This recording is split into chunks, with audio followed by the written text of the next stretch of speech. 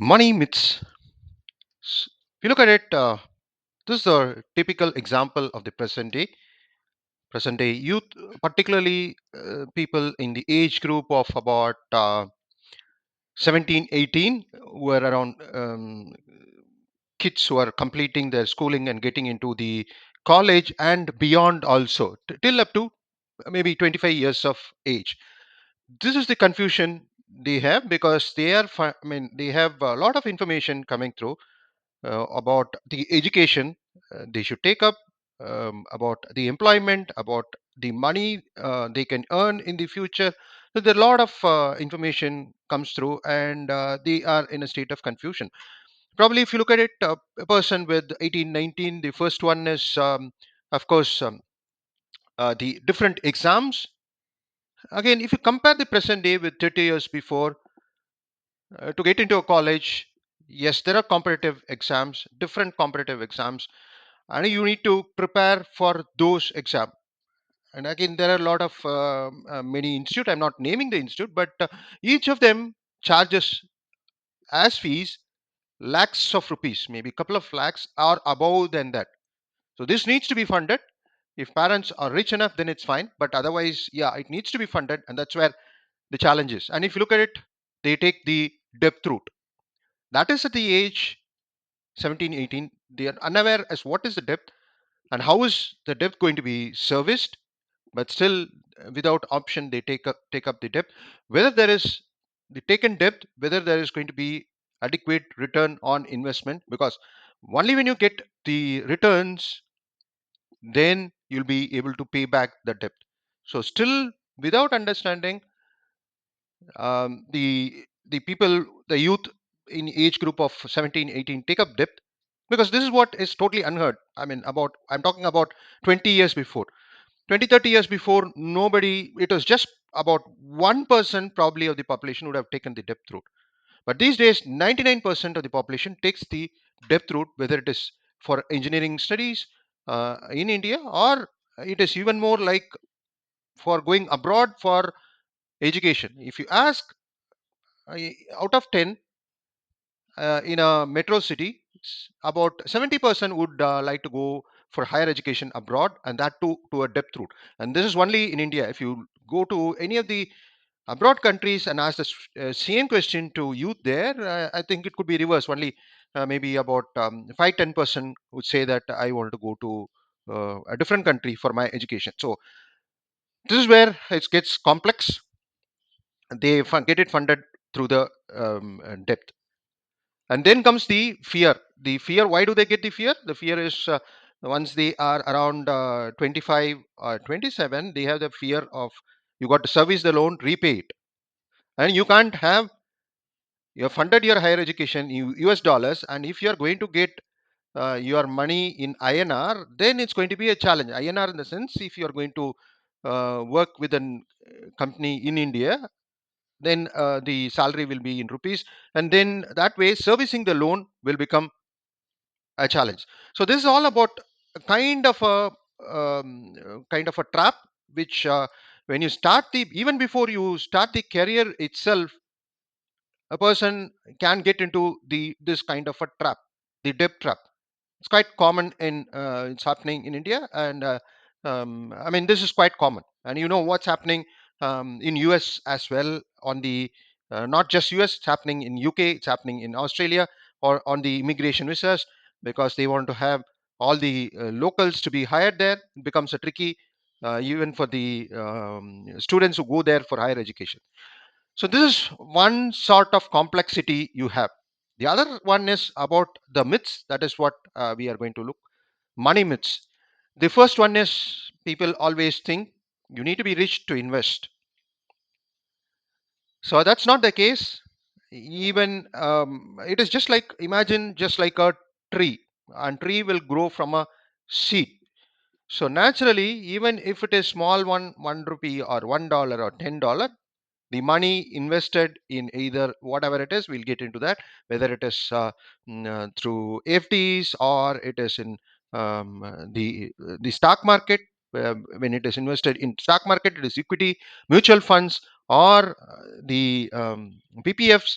everything will, there is going to be compounding of interest, and which will go into a huge tree maybe 10 years down the line or 20 years down the line. So you don't need to be rich to invest. That is one. So you can always save money, save money, keep your expenses low, be prudent enough to spend it across what is really required. So years invested with associated risk is returns.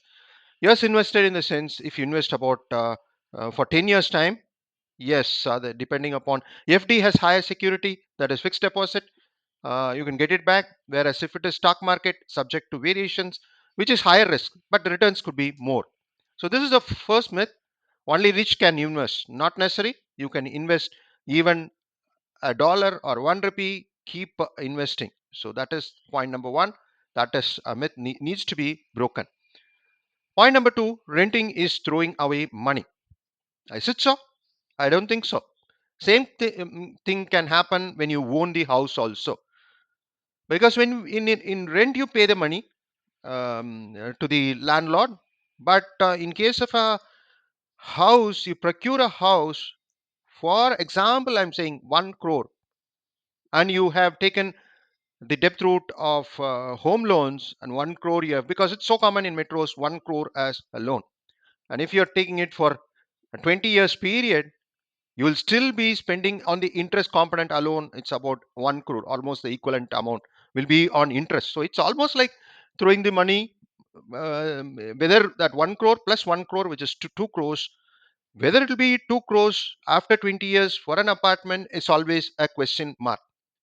But on top of it, the EMI has the challenge. You need to pay back every month. It has the challenge. Now with job security, we do not know. There is absolutely no job security. Whether you could be in job for 20 years, nobody can say that whether you could be on a job, unless it is kind of a government job or something. It is very difficult to say one can be in a job for, because layoffs are common. There could be career breaks, health issues, so many are there. So you need to be prudent enough. Sometimes um, renting could be far better also. And even if it is you are procuring it, or you are want to buy a house, ensure that you do your homework and probably don't over invest there. Credit card, and other thing is, generally credit card is said to be bad, but at the same time it is good. There is a difference. Responsible spending and the reckless spending.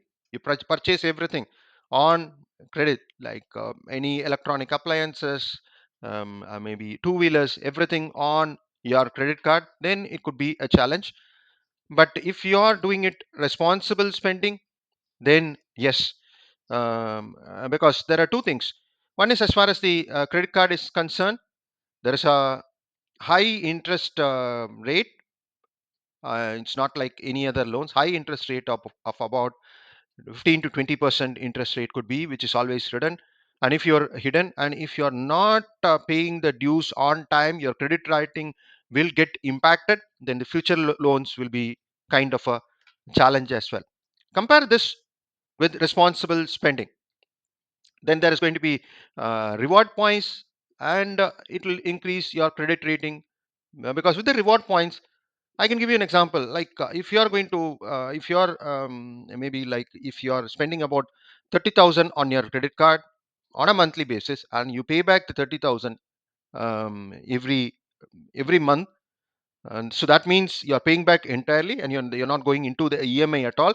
Then they might give you some points for it, maybe for 30,000 if it is 300 points, and another month 30,000, so it becomes 600. There are 600 points you can be encashed. 600 points in some cases could be like for fuel, they'll say that same point can be used for fuel. So that way you get a reward points as well. On top of it, when you make this payment on time every time, your credit rating also increases. So in a way, actually credit cards are not bad, it could be good. Only thing is, don't do any reckless spending. That is the point. You need to be spending it responsibly and judicially. It could be a kind of a safety.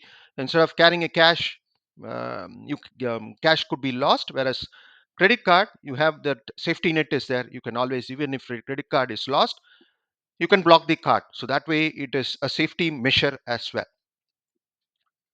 So number four is high income is equal to wealth, because people think yes, with high income only then I can save. Not true. This is a typical example we have seen. The gym culture, if you ask people around uh, in 40s or 50s, they would have hardly seen a gym. And for a gym, getting into a kind of a sophisticated gym, the annual payment may be around 12,000 INR per month, just to use the treadmill and maybe some equipments. For that, you can take a walk. So you save about 12,000. And again, it is not, that's the point is, gym is totally new. It was not there. This kind of modern gyms were not there about 20 years back. But now you have gym in each and every corner of a city. So even with this saving, or with the uh, even if your income is low, there are possibility of saving the money and then investing them. It's always possible.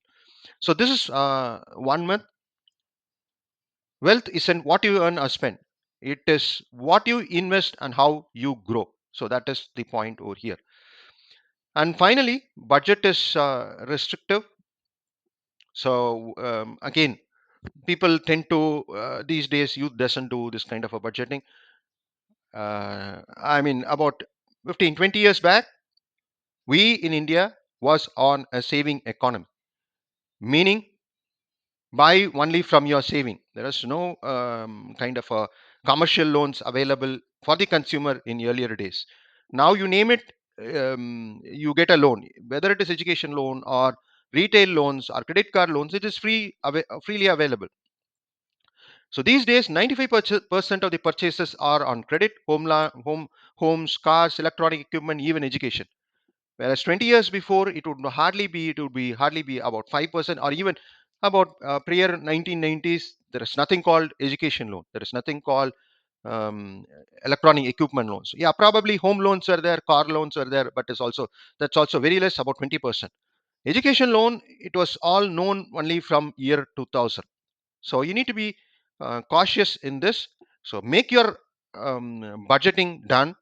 You are whether you're sure about whether you'll get adequate returns on going through the credit, and then because you need to pay back the credit. So do the budgeting. Is not going to be restrictive on your future, so you need to be cautious there as well. So these are the money myths you need to be aware of, and you need to be do your own homework, so that you are able to generate surplus and then invest those money so that it gets the adequate return. Thank you.